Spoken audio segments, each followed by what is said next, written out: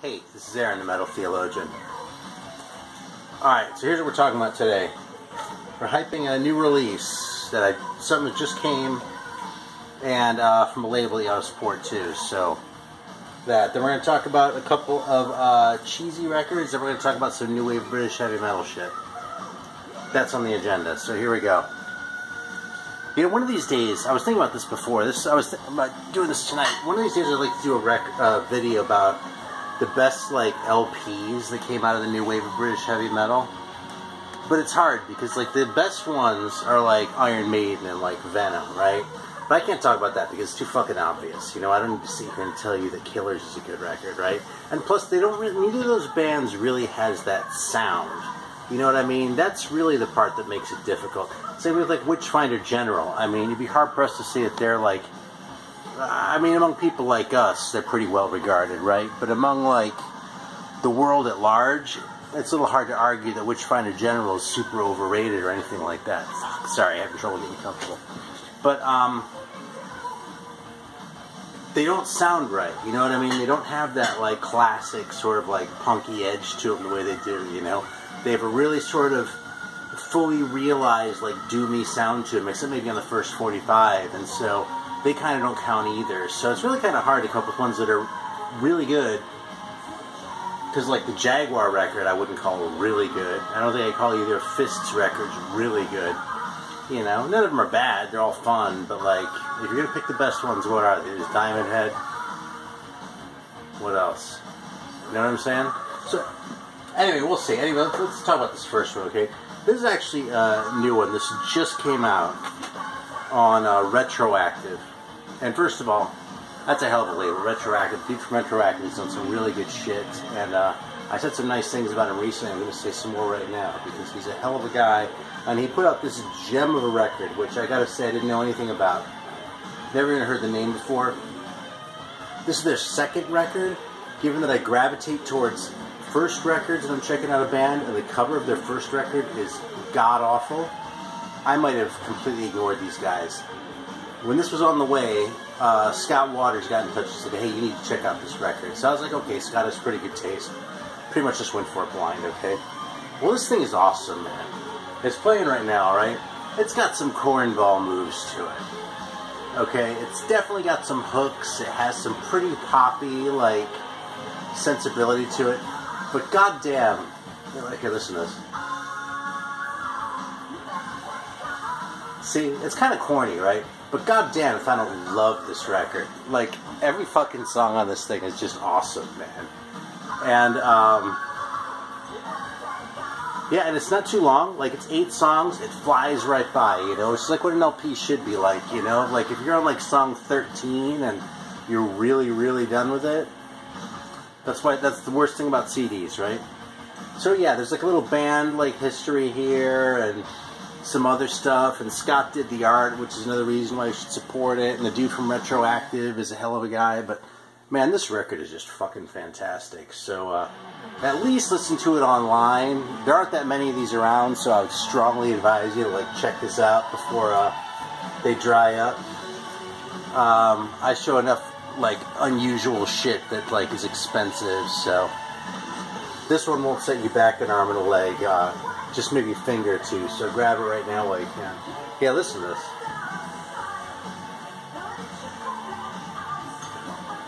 It's classic. It's so good, man.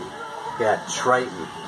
Where's this band been all my life? They've probably been right there, and I just didn't have the balls to go looking for them because I didn't realize it. But, you know, something sort of to celebrate that band. Oh, these bands are way cheesier. Okay, Triton isn't that cheesy. They just, like, kind of have a little bit of that edge to them. Like, just enough to really make me smile. We're going to look at some really cheesy ones right now that I fucking love. An old one and a new one, maybe. So, the old one, I've been listening to this band, like, every day lately, man. I know I've talked about it before, but we're going to talk about Night of the Demon by Demon. I just can't believe... And by the way, this is another band that is like new wave British heavy metal era, but doesn't really have that sound. And the reason it doesn't have that sound is because the hooks are way too polished, man. I mean, this record makes the first Def Leppard sound sloppy.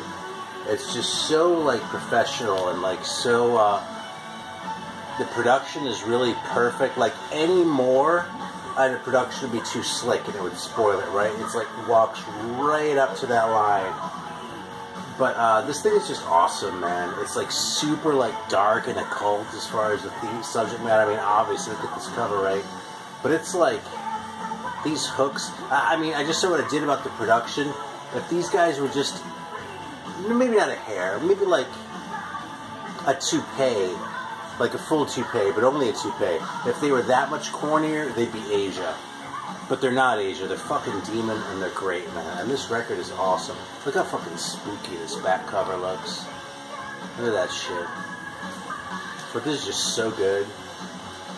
So, alright. And here's the one that's new to me. I haven't known this band for very long. This record, neither of these records is particularly expensive, but these guys are from Sweden.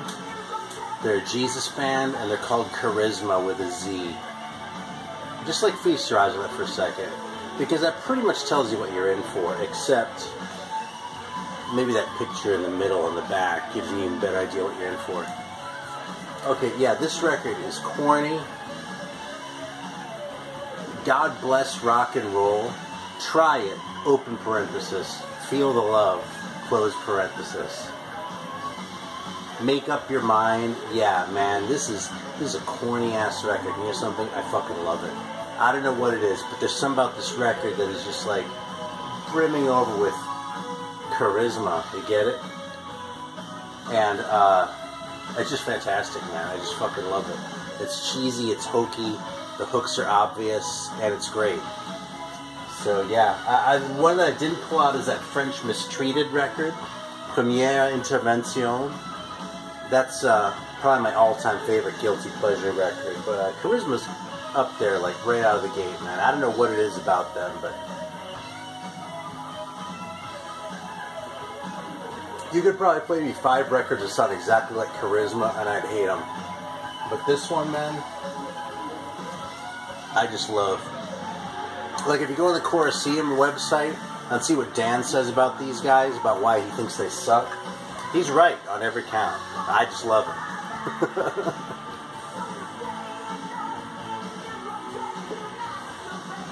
Alright. So we're going to switch gears here for a second, talk about some new wave stuff. So I'm actually going to switch the music for this too. This shaping up to be a short-ass video, man, so we'll see what happens. Yeah, look at this vinyl. Check that out. Oh boy, look at that. Just in case you need another reason to check out Triton. There's the fact that they're awesome. And then there's that fantastic vinyl. Excuse me. Yeah, you know what color that is? That's Grail color.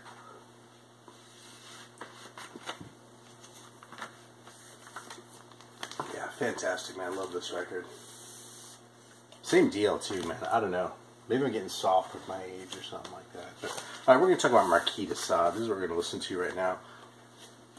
Well, these guys, I do not have the original 45 by these guys because that's really kind of a badass rarity. And when I could have gotten it, it was already monstrously expensive. And so it didn't happen. But there are only 6 tracks that I know of, and they're all in this record.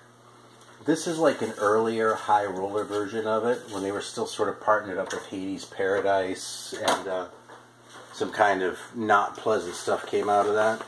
So there's a more recent version of this record, which shouldn't set you back all that much, which just has a picture of the original 45 sleeve, which is like a big M, alright? But the 2 songs off the single are just awesome, and they're former tracks from the demo, and they're just great, man. Again, kind of, I don't know, man, this tune is like, it's kind of gentle and easygoing, like sort of the way I was describing Charisma, I suppose. But then the B-side of the single, Black Angel, is like, almost sounds like Pre-Merciful Fate or something like that. We'll get there in a few minutes, but, yeah. As far as I know, that's about the only band picture there is for these guys. Actually, you know something, I lied too. There are 3 demo tracks on here. The 6th song on this is just an alternate version of this song that's earlier. somewhere up in the mountains. So there you go. There's the early High Roller logo and the Hades Paradise. So that that partnership. Well, I don't want to air people's dirty laundry, but it didn't work out. So a lot of these early High Roller things ended up getting reissued. And another one that did is actually this one. Although with the Marquis de Sade, I think I like the other cover better. With this one, I like this one better. The newer one has like some devil guy like with like ram's horns, and it just kind of looks a little silly. And I mean, this looks a little silly too, but I don't know. This just looks awesome silly, and the other one looks less awesome silly. Similar deal with this one actually. 4 demo tunes, and both sides they're 45.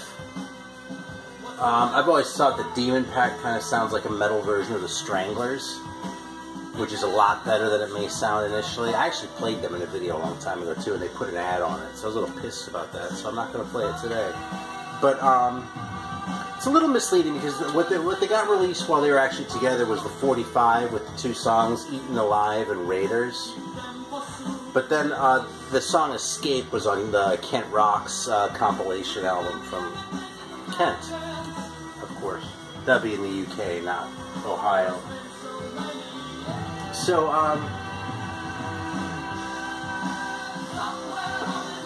like, when you hear the term sleaze rock, if you wanted to think of, like, what you wish was meant by that kind of sleaze and sleazy, instead of what it actually is, which is just fucking pop bullshit, then Demon Pact would be it. Because this sounds sleazy as fuck, but it doesn't sound like fucking, you know,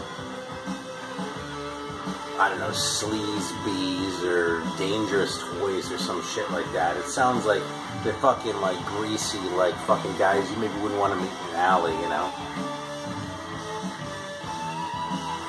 Absolutely fantastic stuff. So Demon Pact.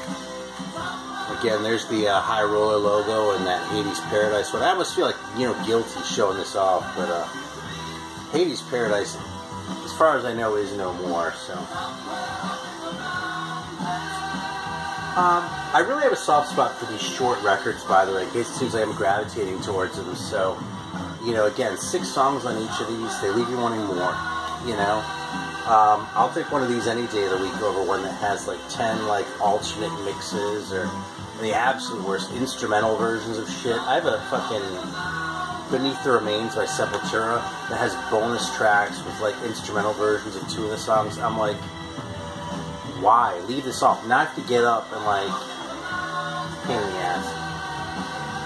So, and anyway, all that way of introducing this one, which is Bleak House, they put out 2 kind of long 45s. I mean, they're really EPs.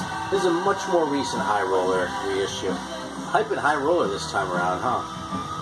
So, they put out 2 singles, The Rainbow Warrior and Chase the Wind. One's on the A side, the other's on the B side. And frankly, I think that's pretty much perfect, man. That's how it should be. This shit has kind of a proggy edge to it a little bit. Sort of a darker color. This is Black Angel, by the way. This is one of the greatest songs ever. This just blew my mind. Fucking, let's listen to this for a second.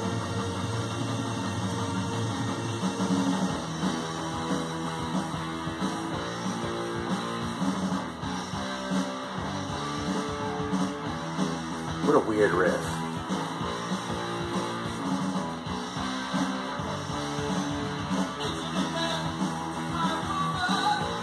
Yeah, the singer reminds me of someone too. I can't put my finger on it, but it's someone really obvious.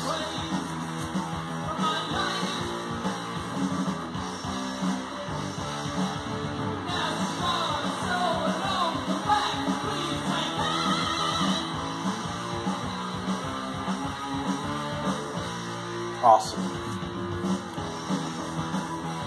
Like, it's primitive, but it's like really proggy at the same time, right? Well, this has a little bit of that prog thing going on too. Again, I don't want to overstate the proggy thing because this definitely has that new wave British heavy metal sound to it, just like this, right? Where it's definitely metal, but it sort of sounds low budget and kind of scrappy still in a way where that's just incompatible with something that's like really prog, you know what I'm saying? These guys, like I was starting to say, is a little bit darker, a little bit more sort of, I don't know, ponderous sounds too pejorative, thoughtful sounds too pretentious, and consequently more pejorative than I mean to say. But that's kind of the direction I'm kind of going as far as what I'm saying about these guys. First couple listens, I didn't think very much of Bleak House. They were kind of a creeper of a band for me for just that reason. I'd really come to like them a lot, though. So, you know, am I going to go and search out the original 45s? They're expensive. But, you know, if I were to look into them, you know. Hey, here's an example of a record that's way too fucking long. There's actually another high roller one, too. Okay? Salem made 145. Cold as Steel and Reach for Eternity. That's one I would like to find a real one of these days. Absolutely brilliant. Fucking fantastic. Okay? This is a 2 LP set with a whole bunch of demos and some live shit. And then one that's actually a bonus track, as if like the whole thing weren't bonus tracks other than that 45. I put on part of this the other day, and by the end of it I was just like, okay, enough, man. And, you know, I kind of hate to say that, but they might have just not had a full LP in them. You know, I mean, some bands do, some don't. Some bands make an awesome 45, then you go dig out the demos, and it's like, man, I wish I hadn't heard that, because, like, it doesn't add anything. You know, it just kind of brings the quality of everything down. Demolition, actually, is another band like that. I didn't think their 45 was exactly tremendous, you know. But, you know, it's fine, it's fun. Then you listen to the album, and it's just, you can't get through it. It's fucking awful. It's not a high roller one.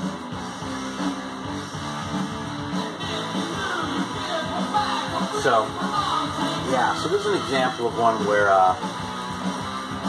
I really wish they just left it a lot shorter, you know. So, what else do we have here? Those are the New Wave ones that I was going to show.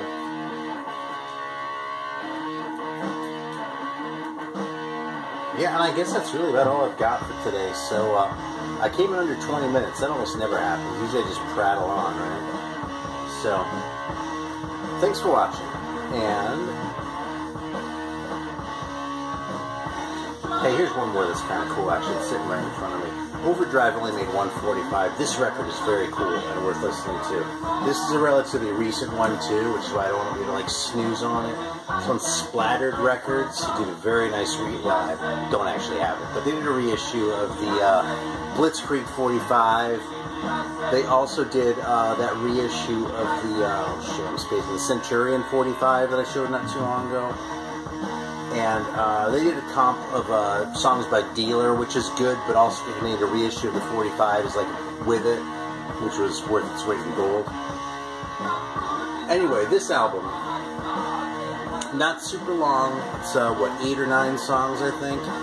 Very good, man. It holds your attention. It's cool. Overdrive, frankly, isn't a top tier new wave band. You know, they were, but this album is just cool. You put it on, you enjoy it. It's just a really easy record to listen to and dig, you know what I mean? And would I take this over an awesome 45 where everything else the band ever did sucked? I'd probably take the awesome 45, truthfully. But this is a cool record, man. It's totally worth keeping around, and I'm playing it. So, and it has the 45 on this thing. It's actually a 3-song EP, but, you know. Cool. So that's what I've got for today, so thanks for watching. If you check out one band from this, oh fuck, I don't know if it should be Demon Pact or Marquis de Sade. Probably Demon Pact, actually, but then Marquis de Sade. Shit, maybe Triton, though, because that Triton... See, you gotta jump on Triton, because Triton's around right now. Let me show you that one more time. Just so you can think about how awesome this cover is, because look at that fucking... You see, if it was just a tiger, yeah, whatever, but this fucking tiger, he has barbed wire wrapped around his head. Look at that shit, man. That is a badass tiger. That tiger is going to fuck you up. Now, you know who else is going to fuck you up? This guy's with his ponytail right there, man. He'll fuck you up, too. But you know something? He gets the last laugh, for real. Because, like, see, we're sitting here going, God, that guy looks like a goofball. But the thing is, he gets the last laugh because his record is fucking awesome. You heard a piece of it before, and it ruled, right? So check it out. Alright, that's it. Thanks for watching. And a little shout out to my friend Nick, who wanted me to talk about new wave stuff today. So, right on. Take care.